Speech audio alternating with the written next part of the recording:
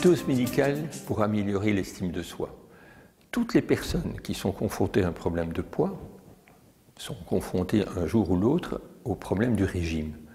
C'est pour ça qu'il faut éviter de faire des régimes. Tous les régimes conduisant à l'échec, puisqu'on demande de faire des choses qui sont contraires à la nature humaine, manger moins, manger trop peu, ou même se priver volontairement de certains aliments agréables. Et donc lorsqu'on est en échec, évidemment, on se considère comme moins efficace, avec moins de volonté que les autres personnes. Parfois on vous le dit. On vous dit que certaines personnes n'ont pas de volonté et que c'est pour ça qu'elles sont grosses, ce qui est totalement faux. En réalité, lorsque l'estime de soi baisse, le moral baisse et le système fait exactement ce qu'il espérait faire. C'est-à-dire qu'il va se remettre à manger des choses qui vont améliorer l'estime de soi. C'est-à-dire manger plus ou manger plus sucré, simplement. Alors comment est-ce que l'hypnose médicale peut corriger cela?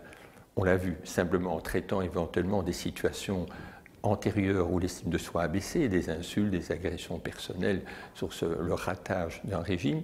Mais ce qu'elle peut faire également, c'est observer son fonctionnement, estime de soi par exemple intellectuelle, dans certains bons moments de la vie, où on a réussi un examen à l'école, où on a réussi un beau bricolage, où on a réussi des choses vraiment géniales dans la vie, on retrouve ces moments d'hypnose. Et donc on se revalorise. Au niveau physique, c'est la même chose. C'est que souvent nous disons aux gens que les gens qui sont un peu gros ou très gros ont simplement une couette sur eux, mais que leur vrai corps est sous cette couette.